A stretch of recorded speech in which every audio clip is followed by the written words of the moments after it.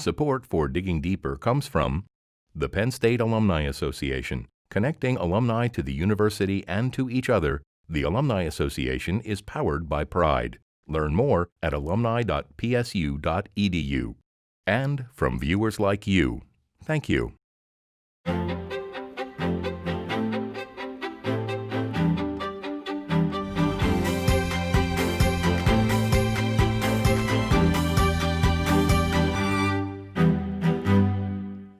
Hi, I'm Ria Jha. The COVID-19 pandemic has disrupted many aspects of life, including in the classroom learning at schools and universities around the country.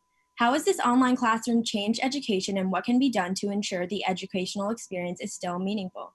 On this episode of Digging Deeper, Penn State President Eric Barron talks to Paul Morgan, Director for the Center of Educational Disparities Research, and Kelly Ox, Assistant Professor of Education Policy Studies.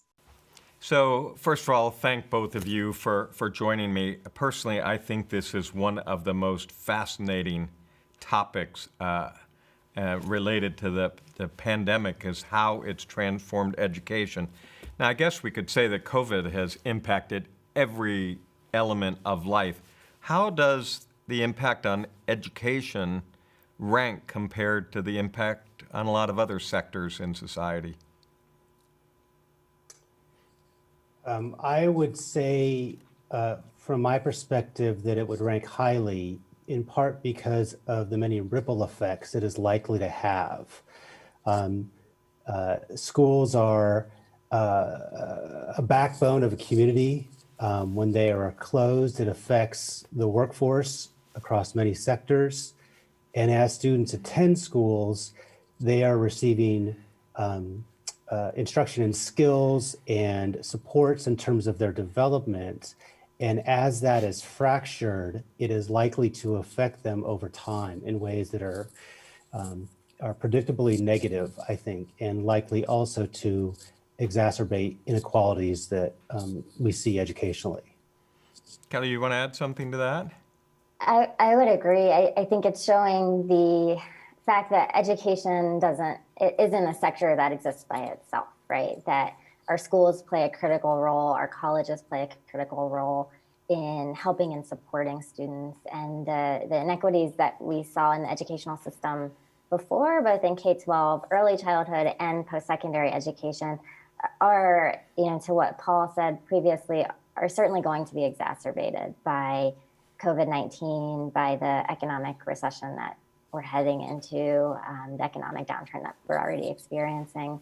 I think will certainly exacerbate many of the inequities that we've already seen, certainly by race and by income level as well. So one of the things that I think is probably important is to understand what we're talking about when we say that education has gone online, because I'm sort of imagining taking a course that is on TV, sort of in Sesame Street mode, perhaps, or what a high school might be able to accomplish by putting materials online. The notion of I'm on my own and I'm doing this and I'm taking the test or answering questions at the end and someone's giving me a grade, versus online in a class actually meeting together. So whether it's synchronous or asynchronous, or whether it's hybrid, and even people's perspective is completely different. So when someone says online to the two of you as experts, what does that mean? Kelly, do you want to go first? Sure. I think online, I think it's really important to distinguish, like we had online before the pandemic, right? We have World Campus at Penn State. We've got, other universities and schools are doing online education. This is sort of online in a crisis. And so education looks really different, I think, in the ways in which we can expect pedagogy to work now are going to look really different than before and hopefully after the pandemic is over. I think right now we're sort of in crisis mode, right? Many of us ourselves are feeling the economic pressures, the pandemic itself. Our students are certainly coming into the classroom with that too. And so The word that keeps coming into my head in thinking about teaching and learning in this environment is compassion, because our students are coming in different environments and experiencing education in really different ways. My perspective, more from the K-12 standpoint, is that schools are trying to hold in-person instruction when possible, but are either adopting, given the situation in their communities in regard to the virus, either some sort of hybrid model or just all remote all the time. And you can see some differentials. I think it's hard for teachers to teach. Their attention can be split between students in class and who are remote. And in some of the supports that students would see, particularly students who are coming from more disadvantaged backgrounds, can be lacking based on just remote level instruction. So mental health supports, regular access to the internet, food insecurity becomes more of an issue. So I think both Kelly and I have a sense that this is likely kind of exacerbating inequalities in the K through 12 system and possibly in the higher education system as well. Well, so let's kind of unpack all of those features that start to make a difference. Urban, rural, access to resources, not access to resources. So one thing that comes to mind is technology. Is there such a technological divide that we really are exacerbating these differences because in one situation you've got it all at your fingertips, and another you can barely manage an online environment? Mm-hmm. Mm-hmm. How important is technology in this equation? I would say it's important, and I think it manifests in a couple of ways, one of which is to be able to access the technology. So there are students who are experiencing difficulties in the country, even having laptops. So right away, that's an impediment to their instruction because they can't log on. It can be difficult to make sure that students are logging on, especially if they're in homes which are unsupervised, perhaps because of the family's work schedules and demands on them economically. And then my sense is that, teachers in schools are doing the best they can, and I give them a ton of credit for trying to make the best of a sudden and unexpected situation. I do think, from my sense as an educator, that it is difficult to manage remote learning in ways that are not difficult in in-person learning. And so when we have differentials in terms of students who are accessing remote versus in person, and the remote is arguably of lower quality, it's exacerbating the learning loss that can be taking place amongst different student populations. Yeah, I would emphasize from my part many of the same things that Paul has noted, but I think it's important from a higher education perspective, right? I'm a higher education scholar. We've seen enrollment declines, particularly largest in the community college sector. And certainly there's a number of things that are playing into this, right? But access to technology, access to high-speed internet, to internet at all, is certainly playing a role in the extent to which students can start and continue their post-secondary education, in addition to caregiving responsibilities, the economic downturn that's affecting these students. But I think it's even in higher education, it's affecting whether students even show up in the classroom, and certainly their ability to continue. And continuing toward a degree is so important in being able to repay loans that students have taken out and other things, seeing the earning returns to higher education. So I certainly worry about students being able to enter and to continue college.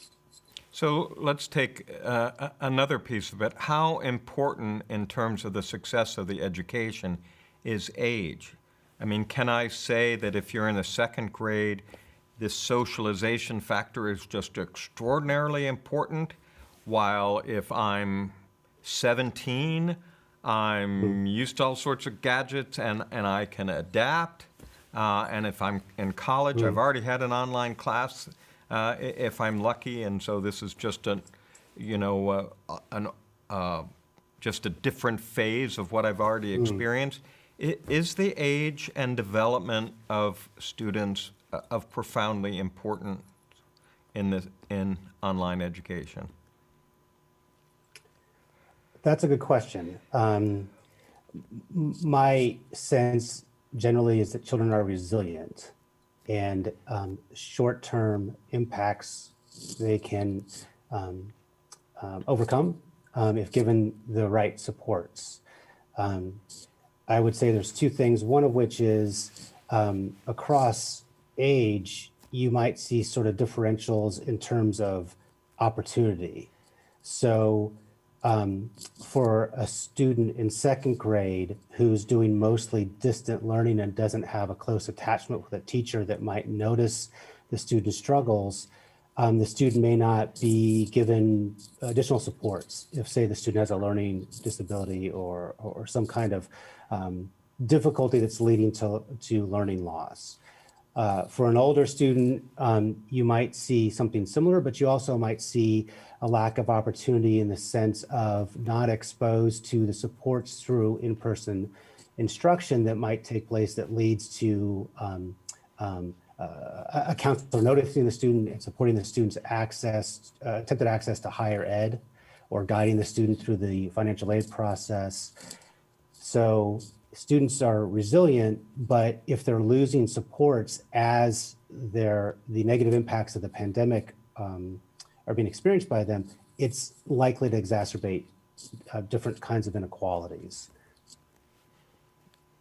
I don't think school leaders and campus administrators are faced with any easy decisions in a pandemic, right? We have not much prior experience to kind of draw on for how to respond to this. And so you are seeing, as Paul indicated, like really difficult decisions around who should we prioritize to get back into schools first when we aren't in a situation where it's safe for all students to return to schools. And so, I've seen discussions around, can we get our elementary and early childhood education, like our early childhood students back into schools, and have our high schoolers stay home, maybe, the assumption that these are students who are really more technical, like they're able to use computers more and able to kind of guide their education a little bit more than, say, my 2-year-old, right, might be able to. So I've seen discussions around this. I think it's really important to note that the decisions that we're making, though, have implications for students' mental health and things like that, because socialization is so important for every age, right? It's important for our students in our classes in college and in graduate school. It's important for faculty, for staff at the university, and in our schools to be able to interact with each other and to have these opportunities to talk to other people, right?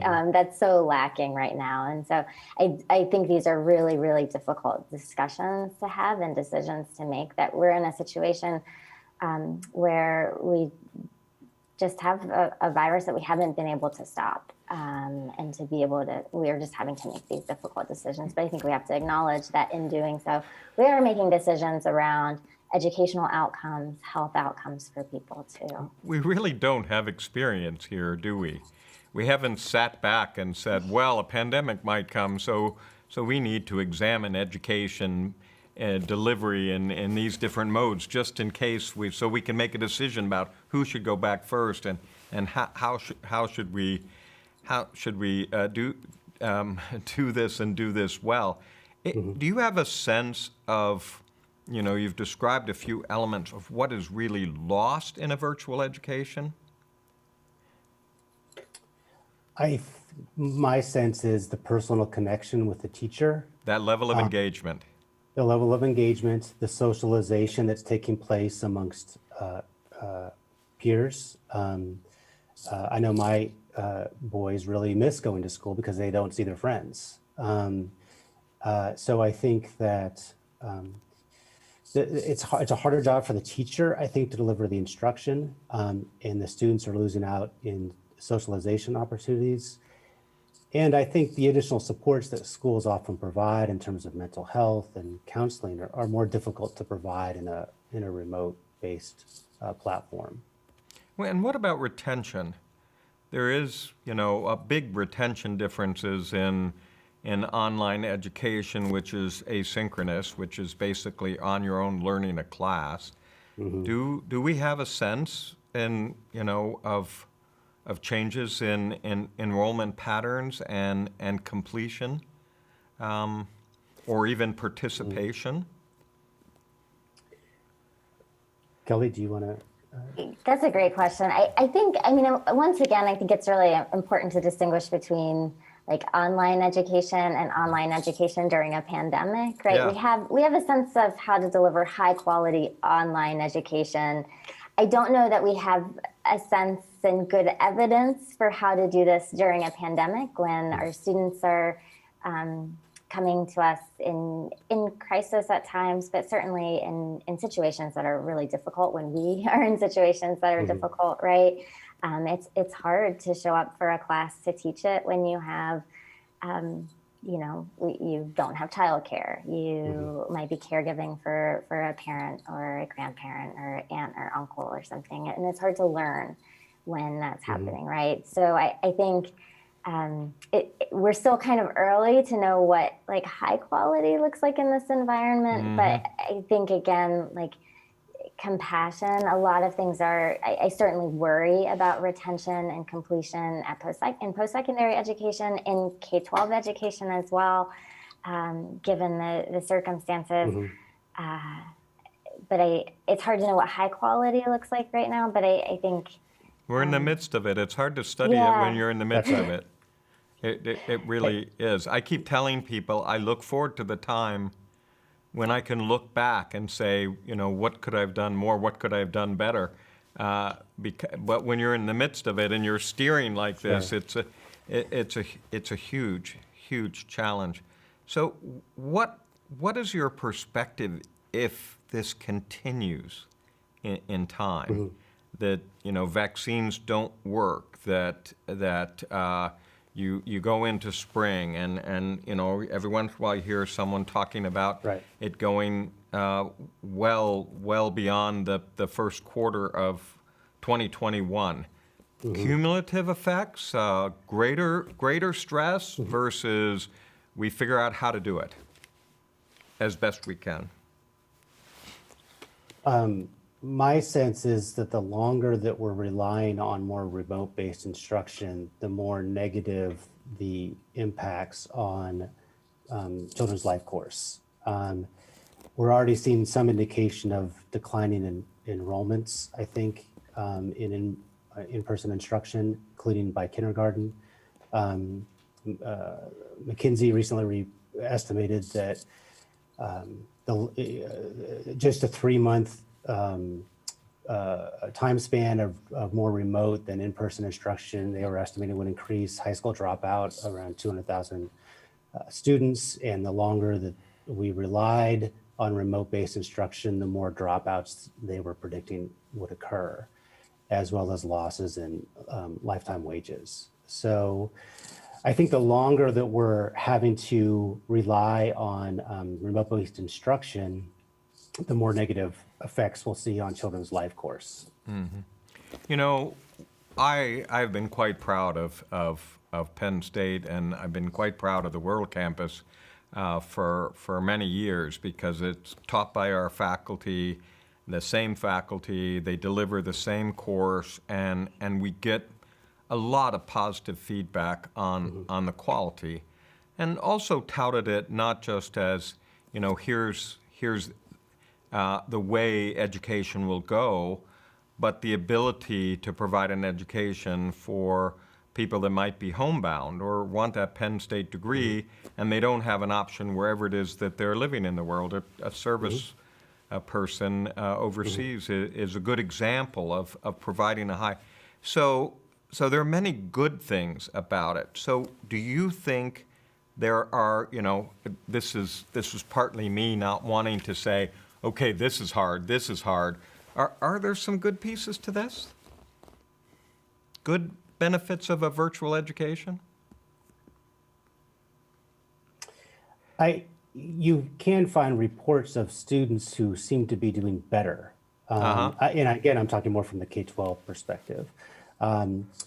Students, say with disabilities, who are experiencing less bullying, right, are feeling less distracted by difficulties that they may have themselves or are experiencing from their classmates.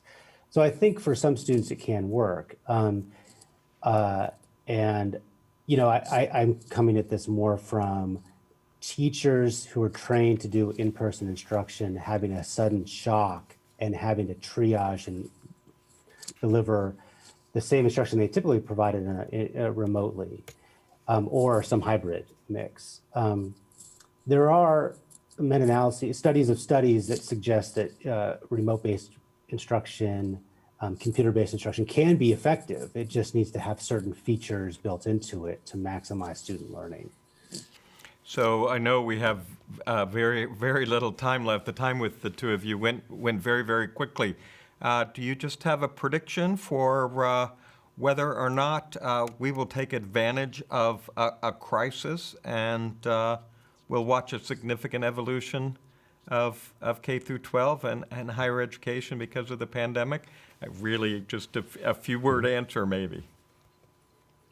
I hope what sticks is compassion. I think it was there before for many of us, but I hope what sticks is compassion and meeting our students where they're at and understanding that in a crisis, in a pandemic, an economic recession, there's certainly concerns around basic needs, security for our students, but that always exists. And so my hope is that we continue to meet students where they're at and to focus on our most vulnerable students. It's a really good way to end.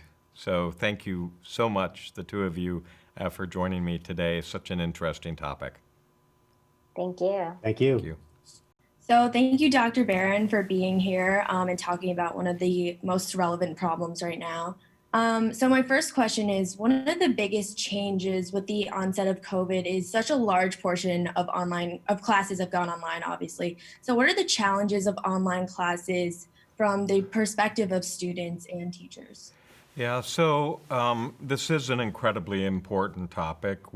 First we were very proud of the fact that, we made a decision over spring break, and on Monday after spring break, we had 63,000 students in a classroom. So step one in this is making sure we have the students in the classroom, and step two is getting them to the finish line. A lot of effort there in making sure we distributed technology and people had access and that the classrooms were set up. But the most important part about it is how do you deliver that same level of quality and engagement? I mean, we have a faculty that are incredibly focused on delivering an education and doing it in a way that is engaging. And for many of them, this is a first step. And a completely changed environment, and there was no intentional design at the beginning of a class. So I think this has just meant that it's a tremendous amount of work. And what if you have kids at home? What if you have technological issues? To make that transformation, I think we're getting better and better at it. I think it's harder and harder if it's a giant class. I can't see you. I hear so many faculty members say, to be able to see you and see your reaction, and that's something that's incredibly important. So many different facets. And we don't want to put a lecture up and put an experiment that you can watch in a video. That level of engagement and concern and care for students and their success is just too important. It's really hard to manage that personal connection that we like to have. Yeah, no, I definitely see, and even in my classes, it's definitely a problem for me and the professor. So moving on, what percentage of students have decided to postpone their freshman year or even take a gap year? And what is your opinion on that? Yeah, so we know, just released, that nationally, the number of freshmen dropped in the country by about 16%. That's a big number, and I suspect a lot of them are waiting and watching to see what happened, or there could be other factors in terms of finances or just not wanting to be online. Penn State has been very fortunate. The census that just ended has us down about 2 to 3%. So we have done a good job. But interestingly enough, we had 1,400, 1,600, if I remember right, don't hold me to the precise number, of individuals who decided to defer or to take a gap. And so if they were to be here, we'd probably be whole in the number of students that we have. And we hope that we're going to recapture them. We're going to do everything we can. We do try to make it personal in terms of understanding what a student is deciding to do. Because there are a lot of statistics that suggest if you take a gap year, that you're more likely not to finish. And that's something that we wouldn't want to have happen. And we're going, well, okay, you're not likely to have a job in the pandemic. You're not likely to be able to be out and about doing things. So why is it that you want to defer a semester or take a gap year? And by the way, you're more successful if you don't. I shouldn't go on and on here about it, but just imagine that you're coming out of high school and you've done your math education, and now you wait a year and you come into college and you have to take the next level class. You actually put yourself at a disadvantage. Yeah. So thank you so much for talking to me about these questions. Obviously, it affects me, affects you, affects everyone. So thank you for talking to me. Thank you for being here. My pleasure. Support for Digging Deeper comes from the Penn State Alumni Association. Connecting alumni to the university and to each other, the Alumni Association is powered by Pride. Learn more at alumni.psu.edu. And from viewers like you, thank you.